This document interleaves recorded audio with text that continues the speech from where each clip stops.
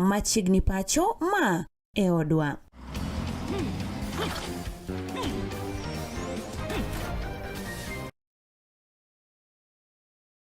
Get ready to elevate your business and any other commercials when you advertise with us. We are not just a channel. We are your gateway to the peak, for we give you the precision and desire to your commercials. Let us be your partner in success, broadcasting your message to thousands of our viewers. Contact Color TV today and let's make the magic together.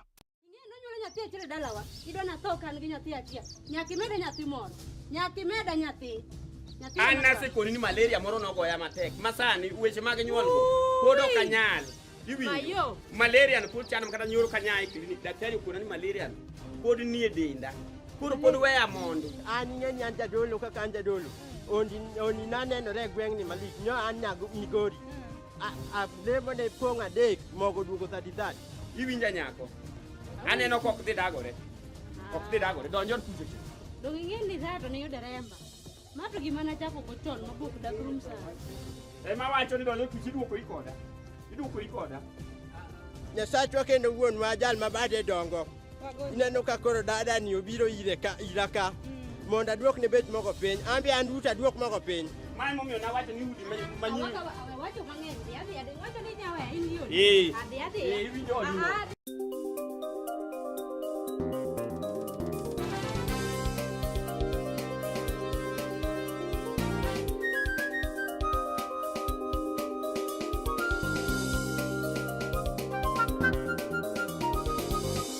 Ineno Color TV. Color TV machiegni pacho ma e odwa.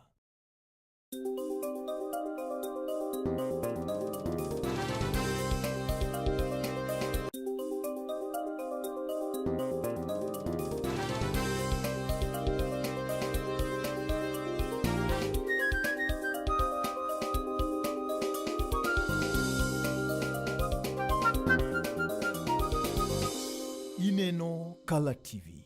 Color TV machiegni pacho ma e odwa.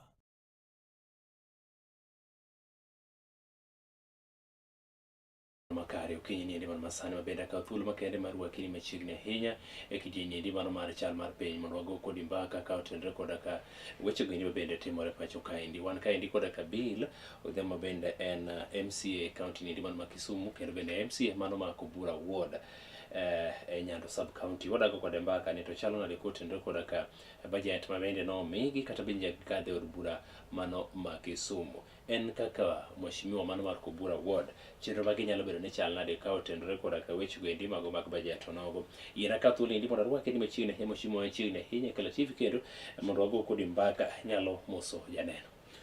Kamano Henry, asebiro ka pani makoro biro na mara ang'wen. Yes.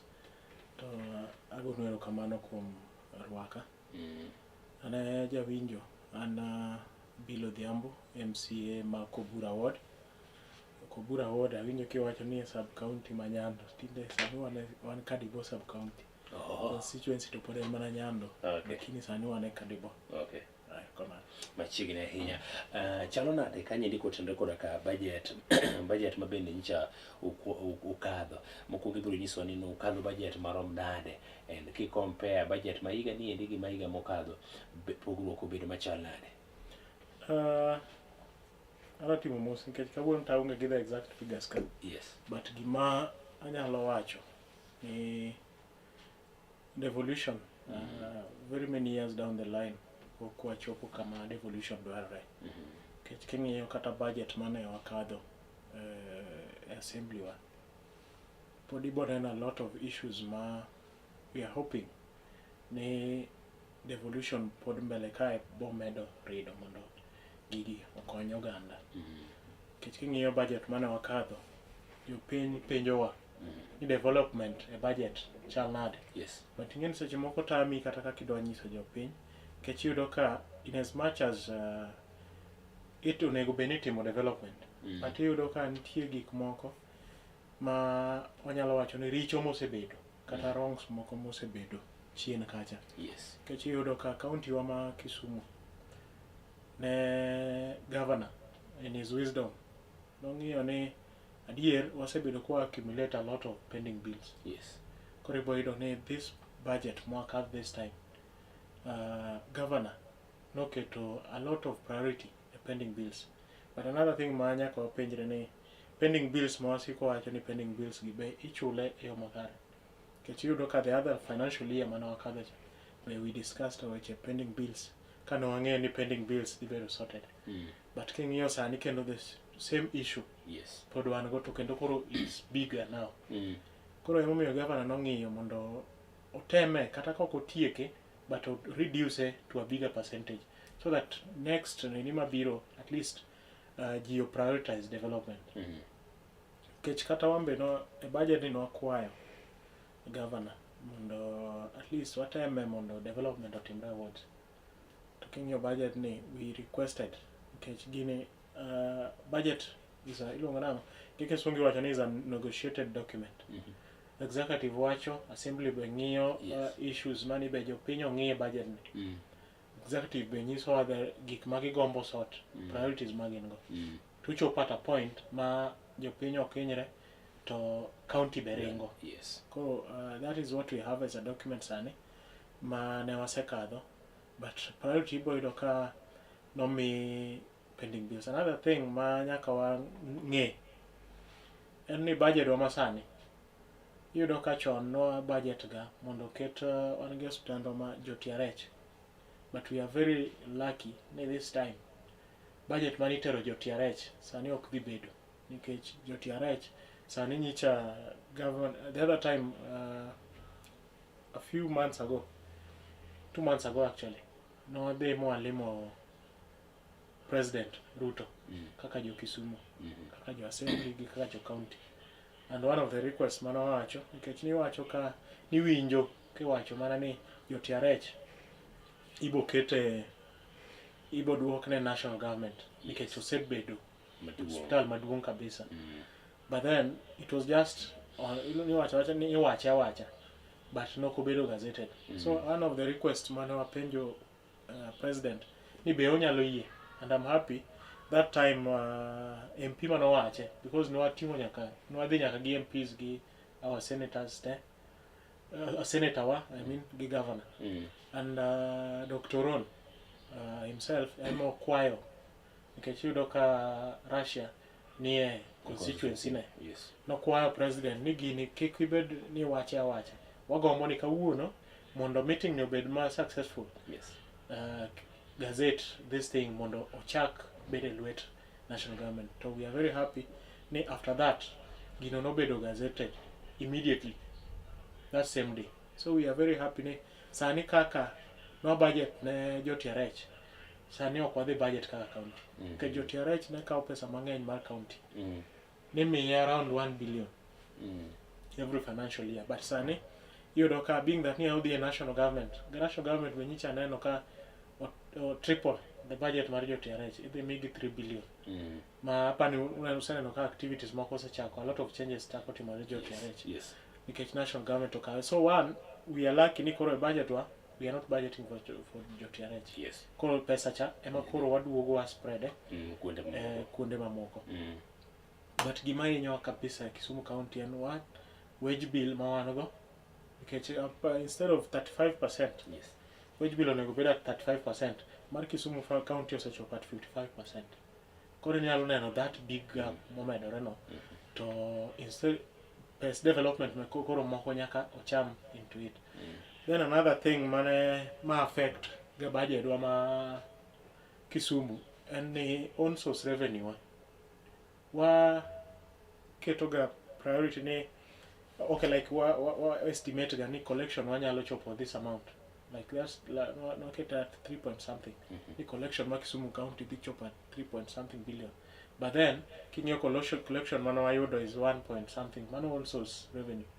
Koro that deficit ema tamo nikech inyalo dwaro timo development but ing'iyo ni own source revenue bedo matin. Koro mago are some of the issues mane affect decision making mane o make a budget wane. Kech yudo ka wa over estimate to gima wa collect tin. Then another issue be mane wasewacho as much as no kadho budget no we agreed as an assembly this time to order menu kaka revenues were better collected.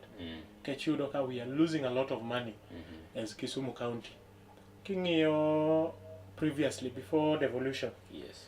You don't municipalities ne collect pesa mang'eny.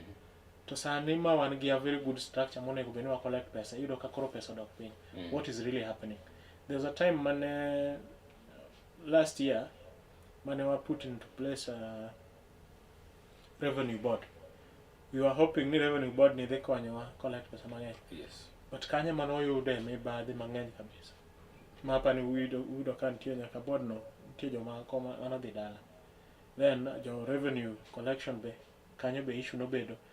But we are still kaka assembly pod nitie avenues moko ma pod watemo ng'iyo nikech iyudo ka nitie jomoko ma we questioned ni ka pesa lal to ng'ani timo ang'o ng'ani timo ang'o ng'ani timo. Yes. Moko noket mondo ywe matin mondo tim investigations, but we are surprised as an assembly kata ambe an surprised kaka MC makobura nikech we are trying our best mondo collection of the malo mondo development of the nejo piny, but then ineno ka sama jogi oket ni yweyo after some time ineno ka gendo gitiyo. Yes. Koro maga some of the things mo penjo county ni kare tijwa mar oversight ni. Yes.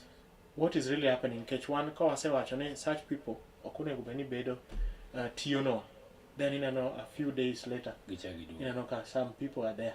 Koro maga some of the things ma pod watemo discuss as an assembly mondo wangi the right approach mo adhi miye nikech ing'en tijwa kaka MCA an oversight, legislation gi representation. Yes. Koro wa represent jopiny nikech jopiny be penjo wane pesa ma county choko gi gikonyo e yo mane.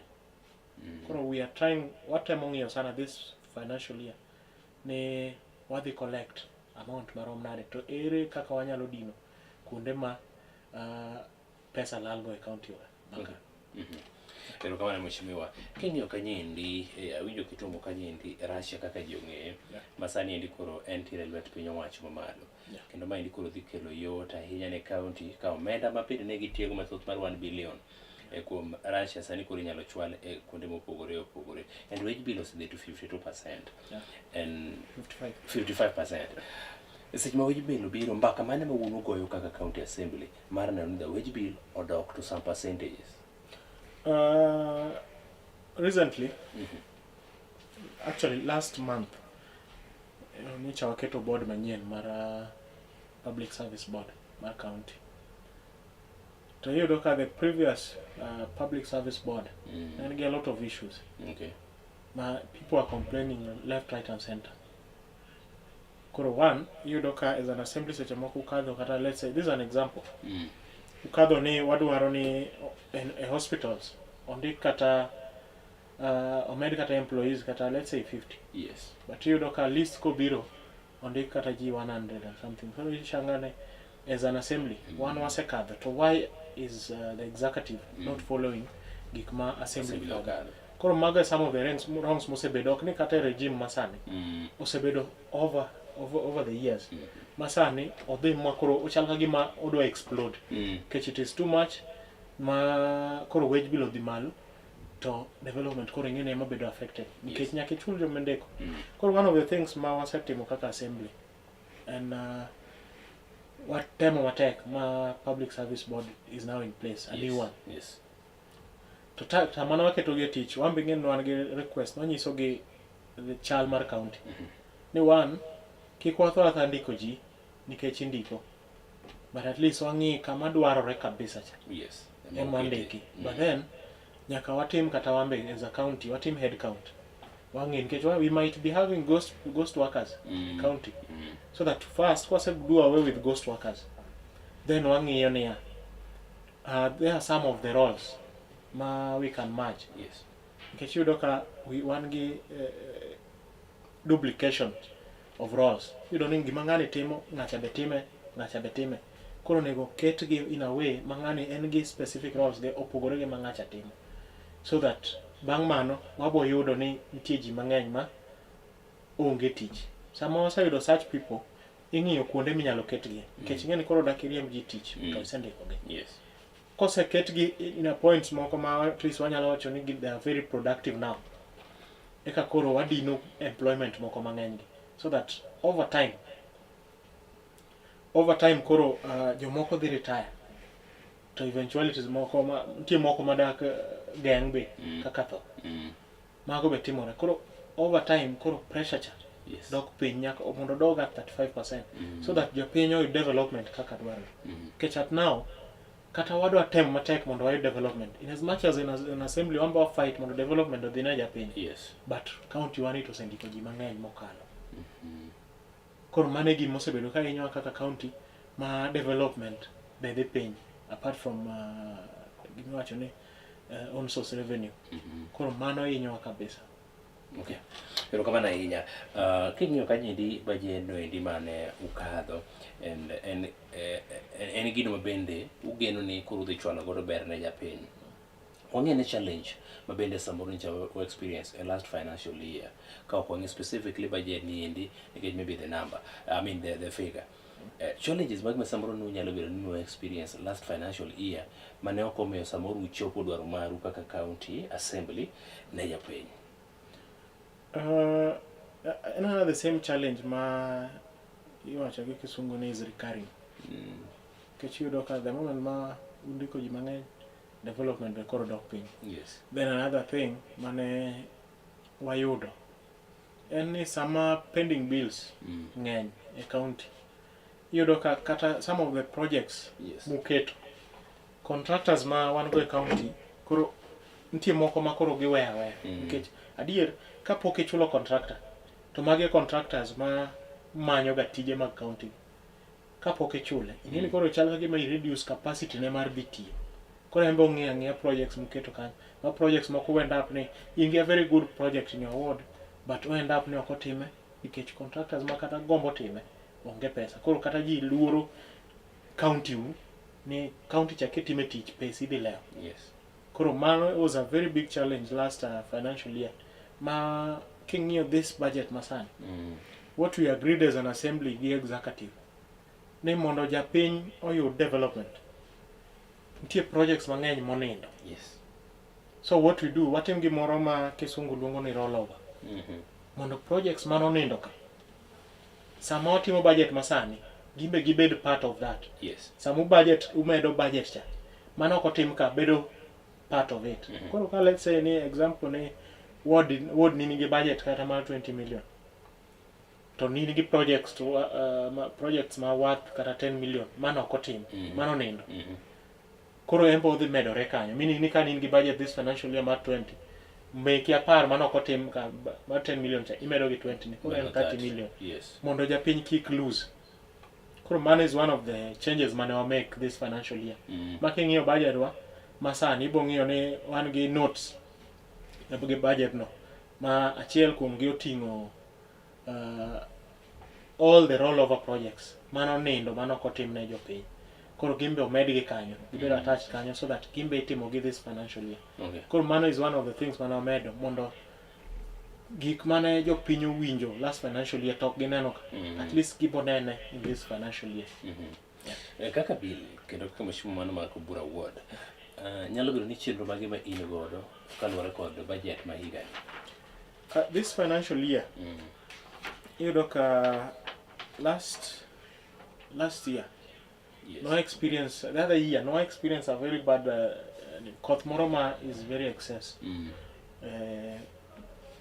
within Nyando. Achacha ni Nyando ya to kodhni be en ok en kata koth pase en koth moro mochwe Rift Valley. Yes. To biro koro mo overflow mo pongo Nyando mane gima no hinyo koro that effect mar gino en ni pi no biro mang'eny to awards momuko nyaka udi and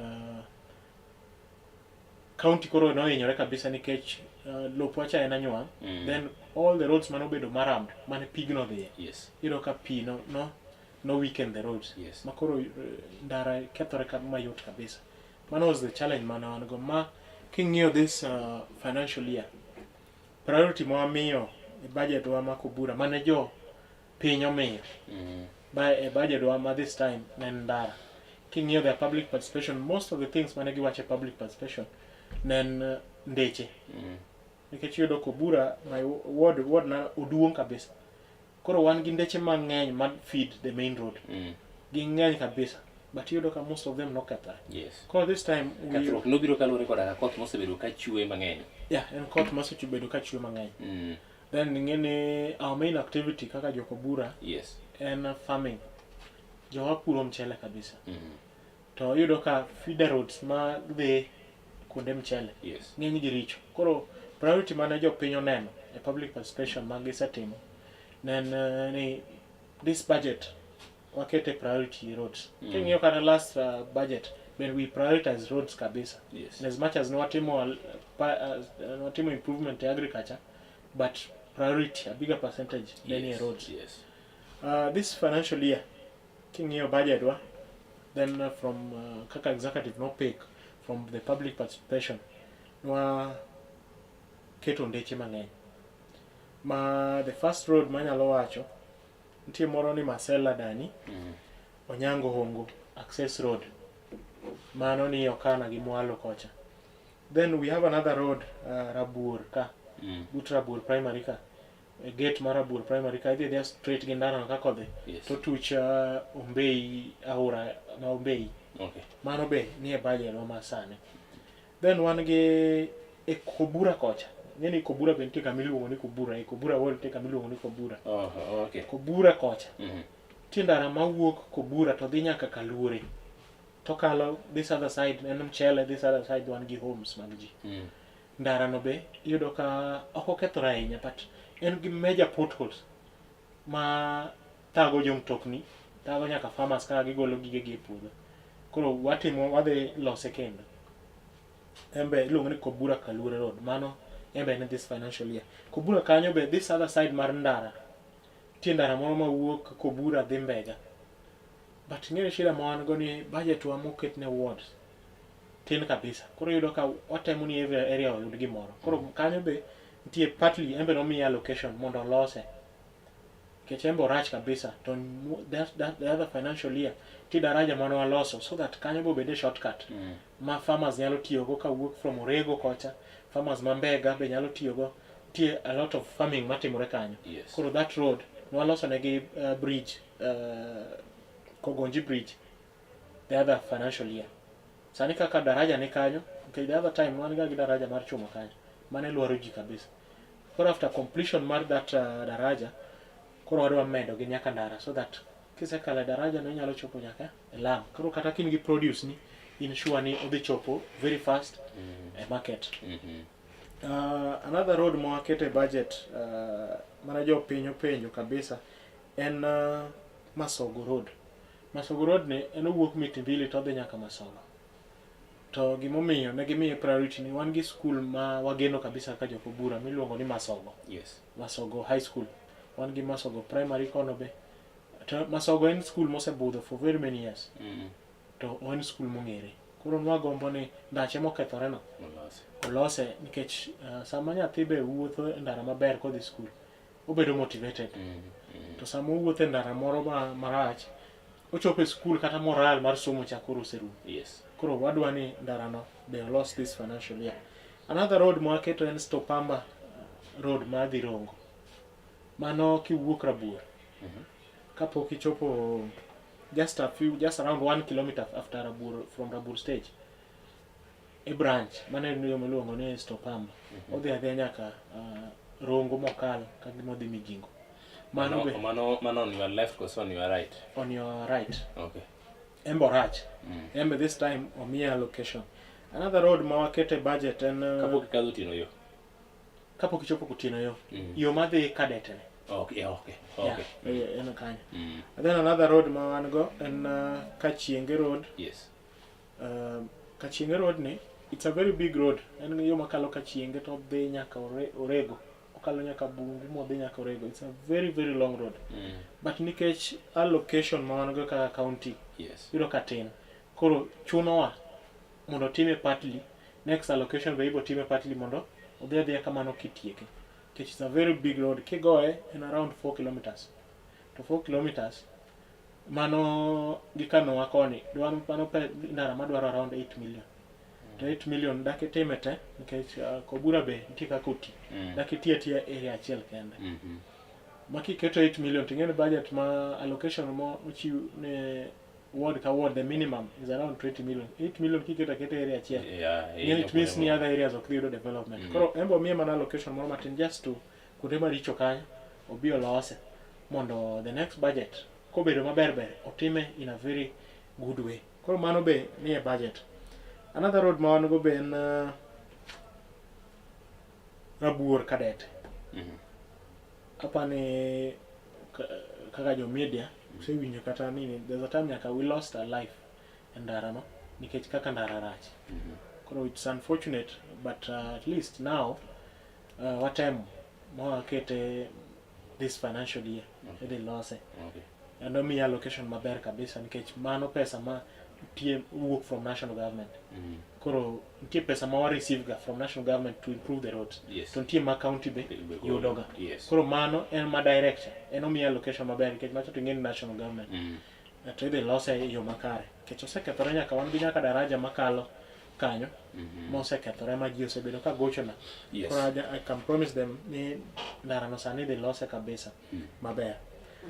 Wan gi another road ma be this school Bungu Koraga. Wan gi Bungu school primary. Ndara no rach kabisa ma osebedo ka discourage nyaka jopuonje mokel no manyien. Ngato donjo kacha to manyo mana transfer ni Ndara rach. Koro mondo we encourage education kanyo Ndara no be wakete budget. Then kana chako nti gimoro na nyisi ni rollover projects wanoko team the other last financial year. Sani waduoko sani be gibedo part of project midemo this financial year. Koro katho kocha nitie project manoko team to no we budgeted for it. Ilonga ni Nyamkebe Kagot access road. One is a new road. Yes. Embe noko time but at least sani the time. Then one ge moro en gi nying mabor Kages Kogo ring road nyaka kamoro ni Kagome stage. Mano be ni katho kocha. Embe no kete time mane timo supplementary budget. Yes. But no kotime hapa ni because of time na limited kabisa. Koro contractors no kotime. Embe sani osedugo ile time. Then we have other new roads be. Na wasewacho Kalure be kono. Mano ngeni kathomo wacho dechimo wacho. Ntie Kalure mano wacho cha. Koro ntie kama ojoin go to donjo ongo gosa. Kanyo be Ndara no kethore embe they lose. Koro we have very many roads ma waketo this financial year. Okay. So majiso ni priority mari kinge financial year ma 2025-2026 udhi bedo weche gwendi mago maga payni. Yeah. And okangeni agriculture beniti gime kaka improvement mabende samore go mondo mudho team kalore ni mano bende gwen mo mchele bende wuokie. Gima nyalo wacho agriculture alafu ngene assembly kacha an vice chair committee mar agriculture. Koro gige agriculture ge ahero kabisa. Alafu ahero nono gi kaka county run gi agriculture. What we've done, yes, the last budget ibo doni a lot of priority no mi agriculture. No mi Ndara gi agriculture. Gima ne timore yudo ka jokubura jigombo puro but ing'iyo ni challenges ma gin go ne gin challenges mani be puothegi be pichope puothe mag mchele. Koro kochieng scheme ntia very many acres mane chon kabisa ni pure mchele. Then gibudho for very many years, over 7 years ka onge gima ne timo nikech ntia aora moro kanyo timne desilting ma oket gichache lo nango chalo wall maduong kabisa mar lo ma pi nok chopi kone. Koro that aora chano bedo ma deep ya. Kano se bedo deep jogi koro agriculture na giweyo for a very long time. Then national government be partner gi counties. Yes. Not chak improving schemes gi mondo pi but that area no dong kamano. Koro what mana winjora gi jopur mane ginyisa ni jatelo wago mone bajedwa makobura iket no weya mondo ting'no pi ke gimoro miluongo ni weya oting'o pi na jomchele mondo dhi ne gie puothe. Koro last budget no keto weya. I'm very happy nyaka sani ginyisa ni pigi yudo. In fact gin makoro gi control ni pigni koro ng'eny nikech kise empower ji yor agriculture iyudo ka koro kata challenges ma ji bedo go e gweng' koro dok piny nikech at least ofuku ng'ato nigi gimoro. Koro mano we are very happy ni joma puro sani omor kocha. Then another thing mane watimo nitie weya moro be gidi silting mana watimo katokocha yo Nyamkebe. Kache luongo ni Oria Matara scheme. Yudo ka ne gin gi nini moro ma weya moro kanyo mana los chon kabisa to nokethore. Koro ne chando gi pi. Sani nyicha wasetimo lose maber. Then watimo desilting. Koro pi kalo kacha kabisa. In fact jopur mor area no kabisa nikech sani kata joma nok yud pi koro yudo. Then pi be ginyalo control. Kochopo ni koro ng'eny to ginyalo lore ok odonje. Koro mano I think nomiyo priority kabisa mchele. Kech mano is the main activity ma jowa timo. Then to add on that, nwang'iyo the kodhi mane gipuroga ayar. Ayar ni yudo ka ng'eny giluongo na ayar, AYAR, but onego bed ni en IR. IR en Indian rice. Okay. En michele ma pani nogole from India. Okay. To jowa no ere at that time. But over the years, gi research mosebed ka itimo, yudo ka wan gi kothe moko manyien ma be nigi mapato maber compared to AR. Koro in our budget ma last financial year, in our budget ne mchele Kwamboka variety. Kwamboka variety ni yudo ka eno fetch better income compared to AR. Kech one en gi taste maber moloyo AR. Then beche be ka ng'ato ng'iewo kuomi, ong'iewo at a higher price compared to AR. Koro we budgeted neko bura around 3 million mondo kothe gi omejo kobura. Mama, this financial year? Financial year mwatiye kone.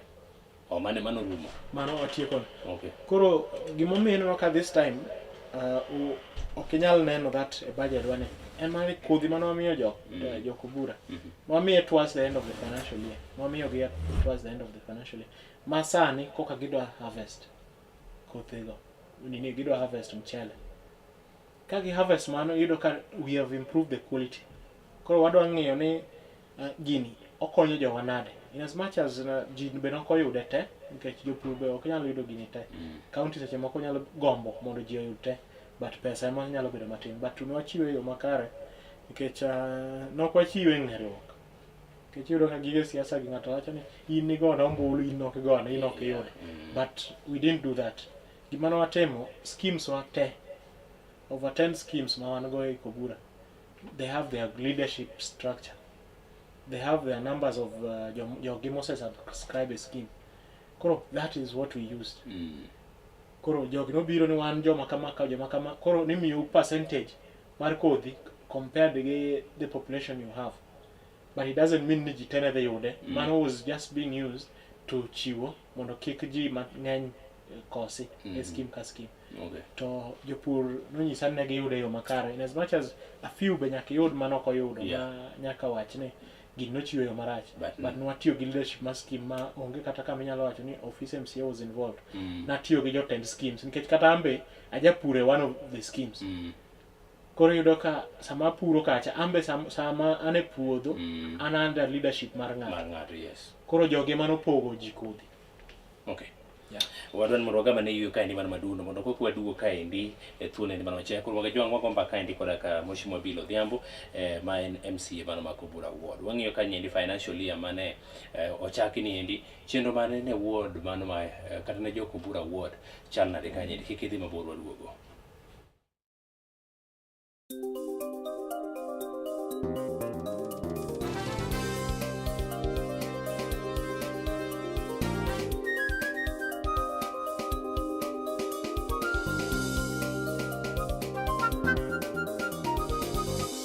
Ineno Color TV. Color TV machiegni pacho. Ma e odwa. It's enough to make a grown man cry, but not this man. Get back in there, tear. Tok yudo thuolo mar ng'eyo mathoth kowuok kuom jopuonjewa e sikunde ka iduogo pacho, warwaki kod chenro mamit molosi mana ne in iwuon mar kweyo pachi kaka nyathi. Chenro mar bang' sikul chakore saa 10:30 mamidhiambo nyaka saa 11 mamidhiambo kama iyude sigana, wende manyasani kaachiel kod machon, kaachiel kod miel motimo cathedral ma bende mori kaka nyathi. Bang' skul, chenro manigi mor lilo ne nyithindo duto. Kala TV, machiegni pacho ma e odwa.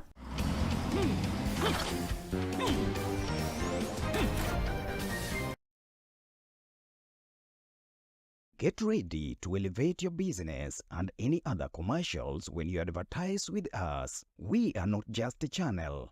We are your gateway to the peak, for we give you the precision and desire to your commercials. Let us be your partner in success, broadcasting your message to thousands of our viewers. Contact Color TV today and let's make the magic together.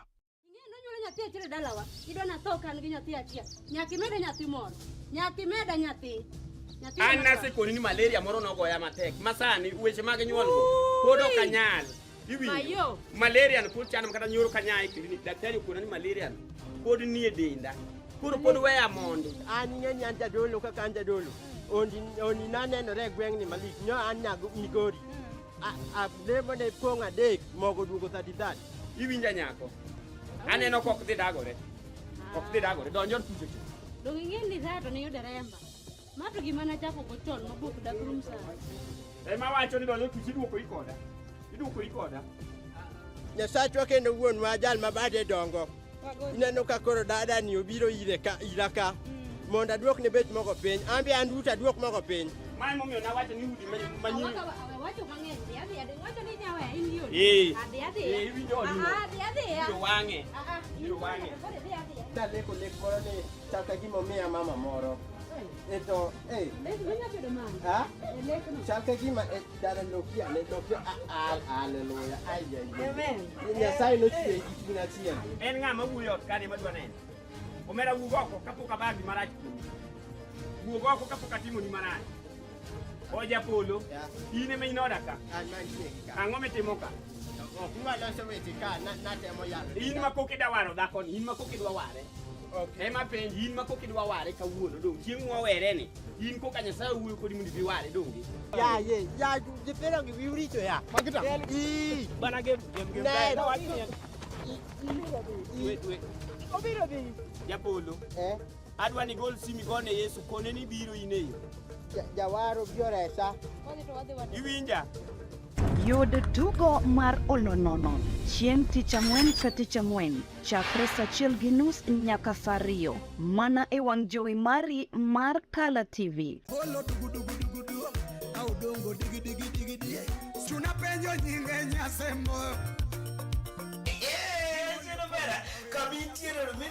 Sani Color TV koro kelonwa chenro manyien manyasani iluongo ni Ohangla Takeover.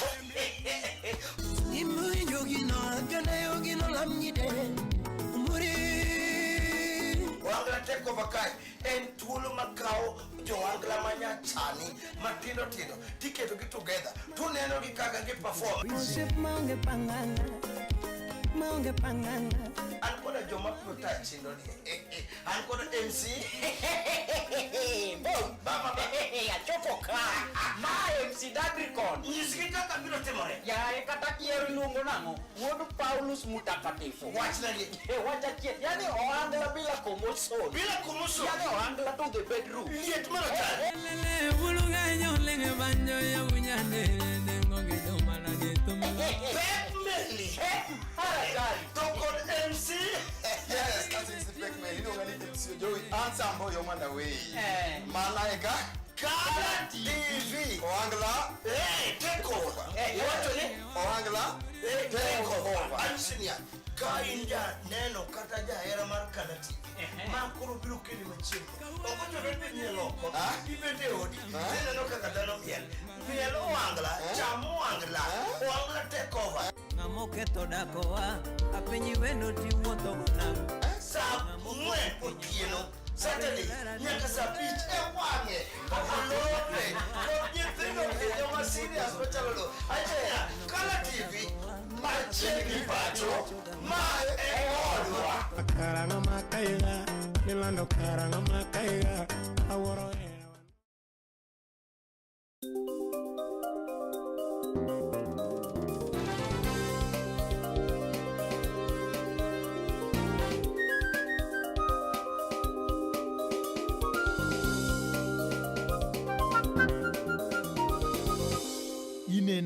Color TV.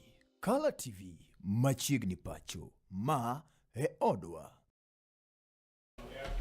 Machiegni nyakoro mga jwang tel niendi mano mar ariyo wadhi nyime kanyendi koda ka twang Mokinyi masani endi wan koda ka Mheshimiwa Bill Odhiambo wago kode mbaka yo nendi wan makare wang'iyo kanyendi ni to chalo nade kode e budget mar hik omenda mar 2025 to koda 6 niendi en kaka Mheshimiwa mano mako bura ward chenro mare chalo nade kanyendi waseng'eyo weche endi mago mag ndara kaachiel koda ka weche endi mago mag agriculture kata pur kod pith mabende okete mahino mare chien kae chande iwinjo ka wacho kanye nitiere variety mar ochele mabende sani endi kwa mboga mayudo ka nengo ne ber ahinya kendo bende giketo mahino ka gidhi timo bende maginyalo mabro neno ni jodak mawuok e gwenge mago mag Bura Ward bende obedo koda ka yot molo ahinya yuto makare ahinya kaluwore koda ka chenro gwendi mago mag pith koda ka pur machiegni ahinya tiniendi mar ariyo Mheshimiwa ka wadhi nyime kanyendi yudo ka oganda ma pacho kaendi bedo koda ka weche mathoth ahinya to molo ahinya rowere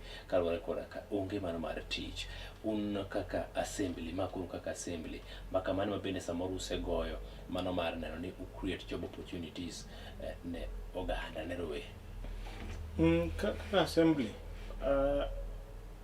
ka isetemo luwo kata what advocate gima advocate ga assembly ni onego empower jowa yes mondo at least we improve livelihoods mag jowa but you know the biggest problem wan go devolution not only Kisumu County and ni pesa madhine development in kabisa anto an vice chair mar agriculture tanyalo nyisi from agriculture kende you know this is a platform, this is an area manyalo employ very many youths nyalo employ very many women nyaka jodongo but you know nikech pesa priorities waka counties yes bedo seche moko misplaced you know koro such things bedo matek nikech king'iyo time mwakadho budget ng'iye that part sama wuoyo e assembly ng'iye part moko ma kata members mag agriculture wuoyo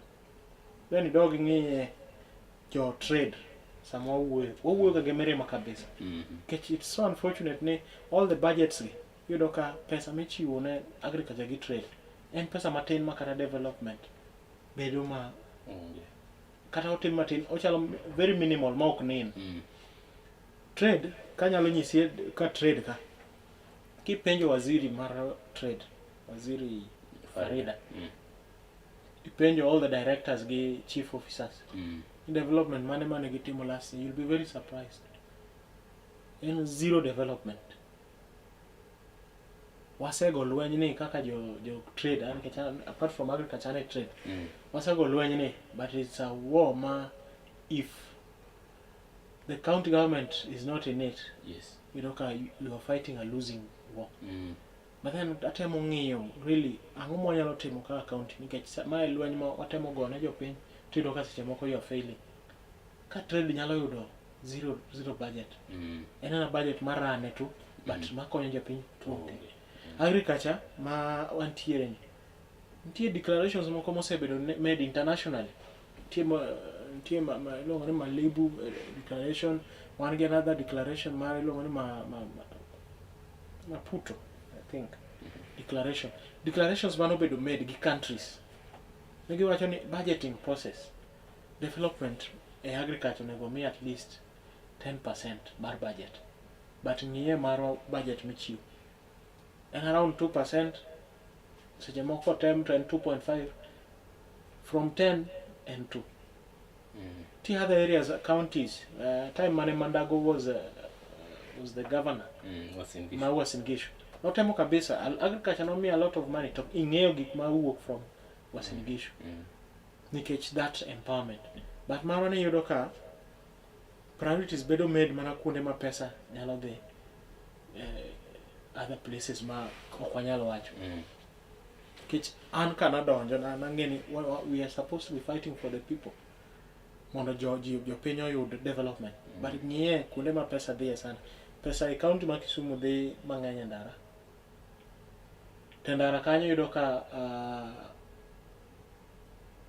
last time nitie part moro mana is a very good idea if we have really good leadership a department mar roads to project no nyalo work kabisa machine based system ka onge mibadhi mora mora machine based system is the best system ma nyalo miyo ndeche wabedo maber te gima ya wacho mano machine based as compared to contracting ober nikech sama imiyo contractor tich an example omi contractor 1 kilometer road mondo losi omaram to machine based botimo 1 kilometer road yudo Kobura ward kata other places ma machine based otimo 1 million 1 million otimo exactly gima kata distance yudo ka otimo kata kana en 1 kilometer to ngeso mo otimo mongeso mo but then mobedo contracted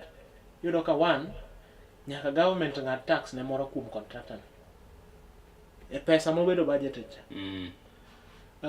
contractor achiel ni be embe nyaka ongi profits kama gitebe deducted e pesa achiel ni yudo ka koro by the time ma koro pesa dong mar timo development instead of timo 1 kilometer koro eno timo kata 500 meters koro mage challenges koro yudo ka machine based was a very good system implemented by the right people but wambe ng'iyo ka this budget this time golo wach machine based why because in as much as wanyalo bedo gi good intentions ni ndeche olosi but without the right people ma nigi people's people at heart ma manage that department without that goodwill mar teacher yudo ka gino dak ti maber gima wacho mano machine based no atimo nonro sama ikaw maram from the site mikaw maram kitere ndara monego bene loso yes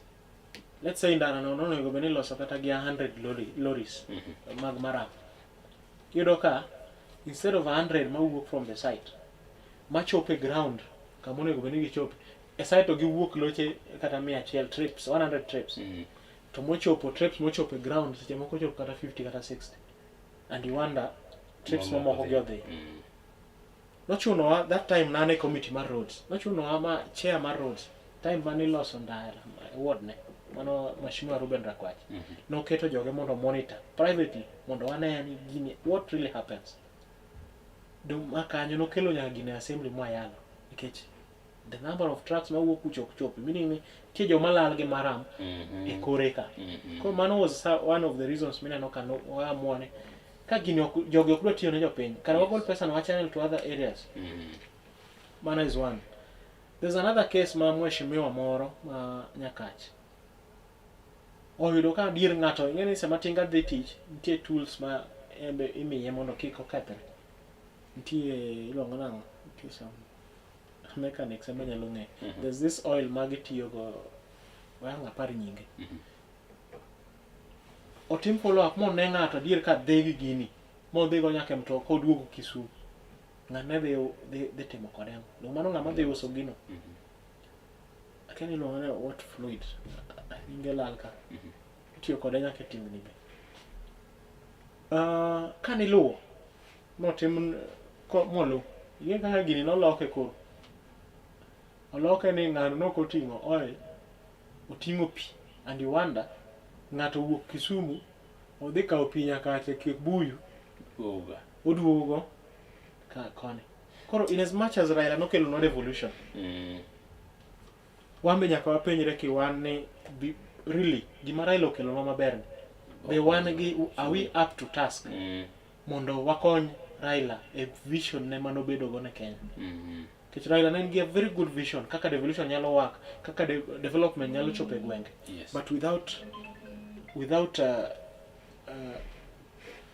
joma nyalo support such things you know ka pod wambo mendo mana hinyore as Kenyans is Kisumu County but there is something ma timo nonro na tayro ka timo lo sareke ng'iyo what we did the machine based last financial year then they just our neighboring Vihiga County gimana gitimo gi machine based you'll be surprised kabisa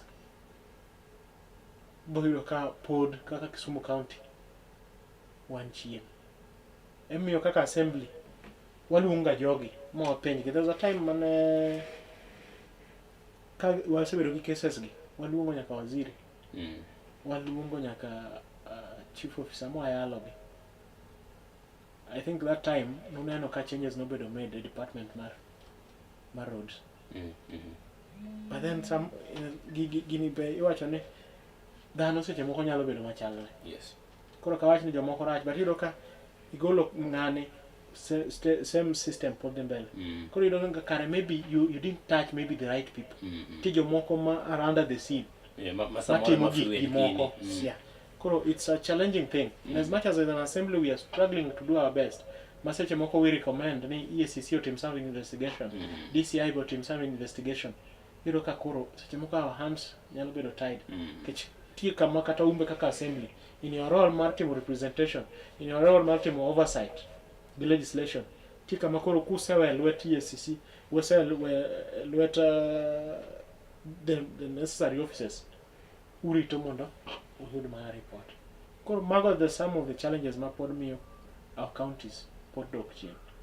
But machine based was a good system, though this time ok oket en catch of the issues mane waneno ka bedo kanyo. Okay, basi ero kamana nyamo shimiwa. Wadwa tieka twako kinyi ni ndiwa na masani ndido ka weche punyalo bedo ni thutha ahinya in kaka ng'ama bende koronia e docket mano mar health kendo weche go mago mag trade. Endo go mbaka mondo me omedu budget. To chandro kuoni tiere en kata okata Kenya okata mana counties ka kata kinga the national government pesa mimiyo agriculture ero kan pesa matin. But pesa ma itero kuonde mamoko to bedo mathoth ahinya. Is it ni priority ema piny Kenya kata mana telo ma pacho kaendi ok oketo malong'o mamiyo pod wakawo pesa mathoth ahinya waketo kuonde mamoko ma bende samoro ok nyal konyo ahinya? I think gima nyalo wacho en ni counties always we share ideas. Kata on Monday onego bino adhi devolution conference. To kanyo be kata ambe gima major thing mami abo the conference and to share ideas, to pick ideas from other people in any county or Kisumu wanyalo develop another in terms of agriculture, in terms of trade, the other areas, other departments. To challenge mawanago and as Kenyans, mine is not just Kisumu. Yes. I will a point money I said go back agiji mang'eny. To challenge masayudo ma wan go Kenyans. Yes.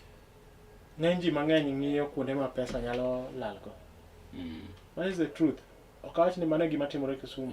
No, but the truth matimore Kenya en ni ng'eny ji ng'iyo ni mobiro ni. Yes. Yani kako nyalo donjo ofuku. If we are still reasoning like that, kaka Kenyans, pod we are very far away from the dream man Raila obedo go ne Kenya. Very, very far. Gima miyo awacho mano en contract. Sama ng'ato timo contracts mag ndara kata issues mag projects ma tero manyalo kete pesa pepe. Don't you think ni pesa mani nyalo mikete ndara, miketo kuondegi, mikete health? Yes. Aonge health, ngeni mheshimiwa ma chair health ko winjo gik ma wacho gi. Jagongo ko winjo, angeno bo pengo. But again, kise empower the voter, japiny ma ogoni ombulu. Kise empower, let's say, the community gi agriculture.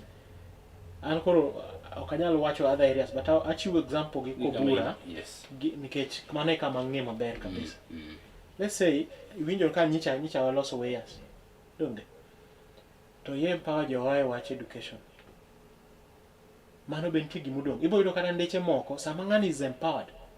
Sama county pesa lewe ibo yudo kata ka jogi nyalo loso kata ndeche moko kendgi. And we've seen that in other areas. Lango ka intie kuonde moko ma ji winjo ka ji oriwore na tutengeneze barabara. To gilose. But yudo ka koroko ni because our people are not that empowered. Gionge gi that financial muscle mar loso ndara. Maybe yudo ka all ndeche te wacho ni MCA pok otimo ma, MCA pok otimo ma, MCA pok otimo ma. Emino ka a fight ga kabisa mondo wami agriculture pesa. Wami trade pesa. Joge yude pesa mar loko ohala. Sama giseyudo macha mos ng'ato wuok from kibanda maneno go. Next iwinjo ni en gi supermarket. Next iwinjo ni en gi branches mag supermarket ne. Ma now is real empowerment. But sama wabogas keto pesa kuonde ma maybe pesa nyalo lal go mayot. Yes. We end up ni poki empower ng'ani. After 5 years, after other years, iduogo ire podi ogoni ombulu, but en odong the same state. Emomena nyaka prioritize agriculture. Wang'eni kama pi nok donje sani pi chopo e Kobura. Yes. Weya mano kethore sani donjo. Daraja moro magolo produce from puodho. Olose ma ji nyalo kalo ma samo gitimo activities. So that kata kwa duogo e ndeche ma sani winjo kwa wakete budget mang'ani. At least one is a cure the disease mar kech. Sama ng'ato yie ma ng'ama unyalo reason go motim go gimoro. Yes. But sama in miyieng kendi to ng'ani ni kech. Onge kaka unyalo reason. Onge kama unyalo winjori. In inyalo yieng kanyo iwuote nendo ng'ani to hamo. Which is a very bad thing and is a very bad mentality. And I feel the moment we empower people, we can really grow very fast as Kenyans. You know, priorities akete weche agriculture, aketo priorities kuonde moko mang'eyo ni sama wase empower jowa in this sector. To ng'ani kata chieng' moro ikwamo kamoro en emodhi konyi. That is why our priority. Kane ng'iyo all the times wise luoga ka priorities waga gin ga ariyo main e Kobura. First, agriculture and education. Yes. I'm very happy. Last time no winjore no nego bena luongo a few group ma tetero nini but wadhi biro kodgi so that gimbe gi watch the experience ma gisebedo go sama gine college TVET motero gine gisani sa kama gitije. At least ng'ano go semi that history na you feel ne adier ng'ano osebedo katimo gimoro. So those are areas mo sekete impact, but Kenyans, if the EACC okotimo tije yo makare, all the institutions na dino corruption okotimo yorege yo makare, pod will be losing a lot of money as a country. To pod wabo medo mana lose because such things. And ingene mane gima nomiyo ng'anyne largely natural, so that at least I know I can't cure all the diseases ma Kenya nigo. But nitire kama kama nyalo cure. Kaka agriculture mwalo zone ji weya. Kama wanyalo miyo ji kodhi. So that we empower the community. Manta nyalo timo. But we are hoping as years go by, jitebo bedo gi such a mentality mondo wa grow as a country. Okay. Mheshimiwa wadwa tieko kawuono, wach ma inyalo nyiso oganda ka watieko kiny ni mano sani. Gima nyalo nyiso jowa kawuono kadhi wacho wach education nikech it's a program ma watimoga. Koro en kawuono kadhi wacho ahinya. Gima nyalo nyiso jowa en ni agriculture wateme donje kabisa. It's a way ma we can really get self-employed sama pok kata tich moro yudore. En tich, but be en tich moro ma inyalo kawe fully kaka tich. Yes. To sama maybe podi rito moro en gimoro manyalo keto ng'ato busy, to in the process pesa bet ofuko. Koro adwa encourage jowa e Kisumu County ni giri moro ma in go, puothi moro ma in go cha, ensure ni put it to use, so that kata ka ok feed yourself, to feed your next neighbor. Mondo sama wasebedo kaka jo Kisumu ni wach kech wasego ni tokwa, at least we can now reason mondo water Kisumu County mbele. Yes. Koro wamba bo temo kaka department committee mar agriculture mondo agendas mag jopiny otim. Uneno ka no achiwo kodhi e wardna. Other areas be nitie kuonde mosetimo a lot of desilting mondo pi chope puothe ji. Koro we are trying kabisa nyaka policies mwaketo e assembly. The other time we discussed the nini mwana wakelo mondo machines mag tingni oti neji at a lower rate opur neji. Koro we are still looking for avenues and support from well wishers kata jo moko ma NGOs manyalo support agriculture. Mondo instead of pesa moket mar puro ma is around 4,000 kanyo, kanyalore if they can give us some amount mondo wa reduce ma. Yes. Koro mondo at least japur instead of 4,000 koro oyude at kata 2,000 kata 1000 for a start. Yes. Mondo ji mang'eny opur. Koro maga some of the things ma wang'iyo as a committee mondo wang'i kaka wanyalo miyo ji mang'eny odonje pur. Koro gima nado wacho en ni watem kabisa. Sama koth chwe kete gimoro e puodho. Sama koth ok chwe to in butaura. Ng'iye kaka inyalo timo irrigation mondo wabed food secure as a county. Okay. Erokamano mheshimiwa kuom ote mari mabende ichwalo ne oganda. Amor kabisa thuolo no endi mabende ikawo mondo wago kodi mbaka okinyi ni endi man masani. Yiena mondo mi ibikele oganda go endi jogo bende ise empower mondo gin bende koro kata ka wago kodgi mbaka ka endi to ng'ama biro neno chenro. Wacho ni it's true ni kare jogo osebedo empowered momiyo gibe gichopo level ma samoro gintiere no endi. Agwende erokamano ahinya koro maga jwango bedo thuolo endi man makare mabende wago mbaka ka endi koda ka mheshimiwa Bilo. Dhiama bende NMC mano Makobura Ward wang'iyo ka nyendi chal mano mar budget mabende 2025-2026 chenro mabende ochano gi budget onogo bende chagi kadhe od bucha County Assembly mano ma Kisumu. Awin rit masani endi nika Henry Okech kaber warado kodi kiro dichieng' onogo mano mar wuok tich e chenro mano mar Sulwe Mokinyi. Kata kamano chenro mar Jumapil mogwedhi biro chieng' Jumapil ibiro koda ka weekend mano makare.